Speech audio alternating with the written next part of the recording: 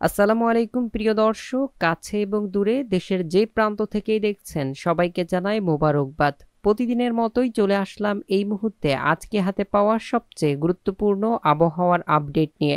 আগামীকাল 28শে মে 2025 রোজ বুধবার। এদিকে আজ উত্তর পশ্চিম বঙ্গোপসাগর এবং তৎসংলগ্ন পশ্চিম মধ্য বঙ্গোপসাগর এলাকায় একটি লঘুচাপ সৃষ্টি হয়েছে।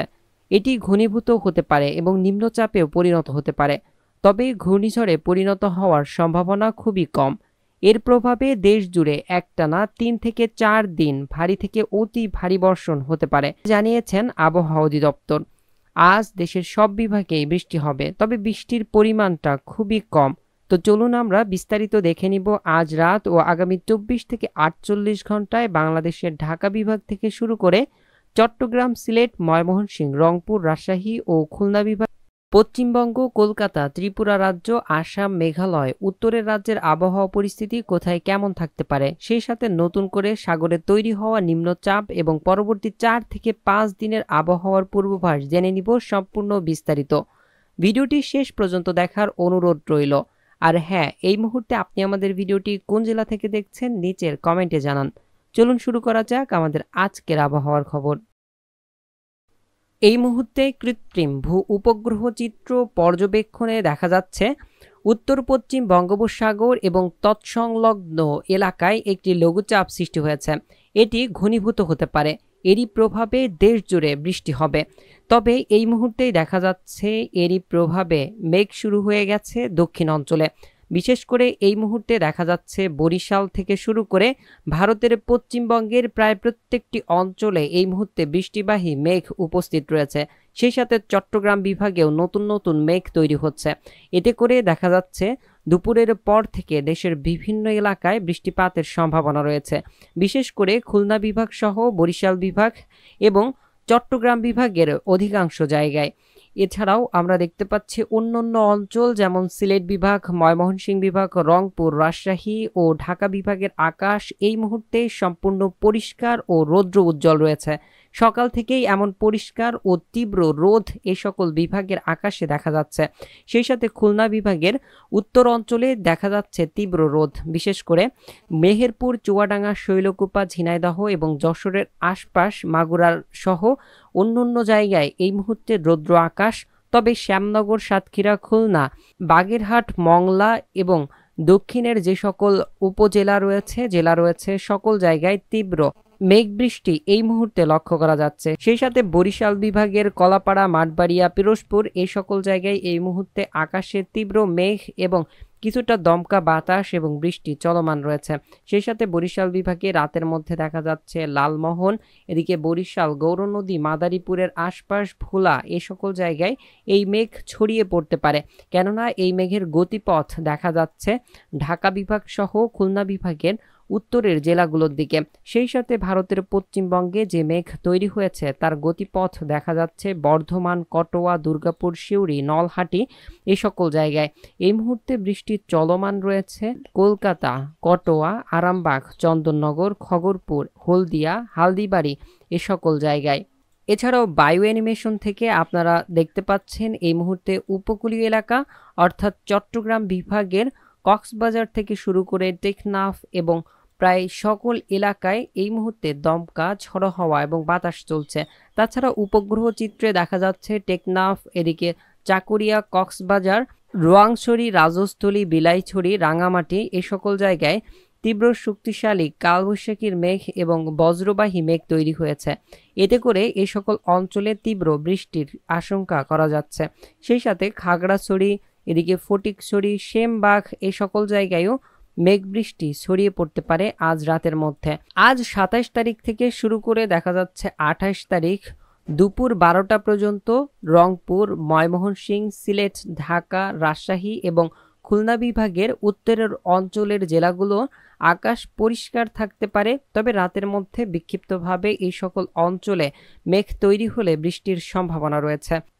28 তারিখ থেকে মূলত নিম্নচাপের প্রভাবে দেখা যাচ্ছে বৃষ্টিপাত শুরু হয়ে যাবে। এই পর্যায়ে আপনারা স্ক্রিনের উপরে দেখতে পাচ্ছেন উত্তর পশ্চিম বঙ্গোপসাগর এবং তৎসংলগ্ন মধ্য বঙ্গোপসাগর এলাকায় একটি লঘুচাপ সৃষ্টি হয়েছে। এটি ক্রমেই ঘনীভূত হতে পারে। এরই প্রভাবে দেশ জুড়ে আসছে তীব্র ভারী থেকে অতি ভারী বর্ষণ। আমরা দেখতে পাচ্ছি ২৭ তারিখ এই মুহূর্তেই এই লঘুচাপটি তৈরি হয়েছে। ২৮ তারিখের দিকে এটি নিম্নচাপে পরিণত হতে পারে। ২৮ তারিখ বিকেলের মধ্যেই এটি দেখতে পাচ্ছি নিম্নচাপে পরিণত হতে পারে। আর এই নিম্নচাপে পরিণত হলেই ২৮ তারিখ থেকে বৃষ্টি ও বজ্রবাহী মুড থেকে দেখা যাচ্ছে ২৮ তারিখ বিকেল নাগাদ বা দুপুরের পর থেকেই দেশের দক্ষিণ অঞ্চলে মেঘ হওয়া শুরু হবে। বৃষ্টিবাহী মেঘ আস্তে আস্তে বাংলাদেশের অন্যান্য অঞ্চলে ছড়িয়ে যাবে। বিশেষ করে চট্টগ্রাম, বরিশাল, খুলনা এদিকে ভারতের পশ্চিমবঙ্গের প্রায় প্রত্যেকটি অঞ্চল সহ আস্তে আস্তে এটি ঢাকা বিভাগ সহ খুলনা বিভাগ এবং চট্টগ্রাম বিভাগ হয়ে সিলেট বিভাগ, ময়মনসিংহ বিভাগ, রাজশাহী বিভাগ সকল জায়গায় পৌঁছে যাবে বুধবার সন্ধ্যা নাগাদ। তার পরবর্তী সময়ে আমরা দেখতে পাচ্ছি ২৯ তারিখ বৃহস্পতিবার সারা দেশে তুমুল ভারী বর্ষণ হতে পারে। একটানা এই বর্ষণ চলতে পারে শুক্রবার, শনিবার এবং রবিবার পর্যন্ত। রবিবার থেকে দক্ষিণ অঞ্চলের বেশ কিছু জায়গায় বৃষ্টি কম হতে পারে, তবে দিনের মধ্যে ১ থেকে ২ বার বৃষ্টি অতিক্রমের সম্ভাবনা রয়েছে। এরপর সোমবার দেখা যাচ্ছে রংপুর, ময়মনসিংহ ও সিলেট অঞ্চলে বৃষ্টি থাকতে পারে এবং অন্যান্য অঞ্চল যেমন চট্টগ্রাম, বরিশাল, খুলনা এই সকল অঞ্চল থেকে বৃষ্টি আস্তে আস্তে কমে আসবে আগামী সোমবারের মধ্যে। এই পর্যায়ে আমরা চলে এসেছি বৃষ্টি পরিমাণ মোডে। দেখা যাচ্ছে বঙ্গোপসাগরের মধ্যে একটি নিম্নচাপ তৈরি হয়ে যাবে আর নিম্নচাপের চারিপাশের অঞ্চল জুড়েই দেখা যাচ্ছে তীব্র ভারী বর্ষণ শুরু হয়ে যাবে। বিশেষ করে উপকূলীয় অঞ্চলে দেখা যাচ্ছে সবথেকে বেশি পরিমাণ বৃষ্টি হতে পারে বরিশাল, খুলনা এদিকে চট্টগ্রাম সহ ঢাকা বিভাগের মধ্য অঞ্চল পর্যন্ত এ বৃষ্টি পৌঁছে যাবে। সেই সাথে রাজশাহী বিভাগের বেশ কিছু জায়গায় বৃষ্টি থাকতে পারে এবং সিলেট বিভাগ, ময়মনসিংহ বিভাগ ও রংপুর বিভাগের কিছু কিছু জায়গায় বৃষ্টি দেখা যাচ্ছে। এছাড়া ভারতের পশ্চিমবঙ্গের উপকূলীয় অঞ্চল সহ কলকাতা বিভাগ এবং আশপাশের সকল জায়গায় দেখা যাচ্ছে হালকা থেকে মাঝারি ধরনের বৃষ্টি থাকবে ২৮ তারিখ। এর পরবর্তী দিন ২৯ তারিখ আমরা সিলেক্ট করে দেখতে পাচ্ছি সারা দেশে তুমুল ভারী বর্ষণ হবে। একটানা এই বৃষ্টি চলমান থাকতে পারে এমনটাই কিন্তু নির্দেশ করছে বৃষ্টি পরিমাণ মুড থেকে।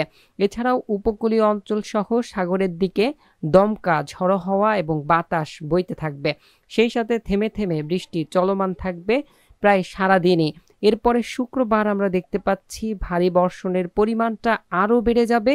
এই সময় দক্ষিণ অঞ্চল সহ উত্তর অঞ্চল, রংপুর এদিকে ভারতের শিলিগুড়ি থেকে শুরু করে দার্জিলিং, কোচবিহার, কৃষ্ণনগর এদিকে কর্ণদিঘি এ সকল জায়গায় এবং পূর্ণিয়া এই সকল জায়গায় তীব্র ভারী বর্ষণ হবে।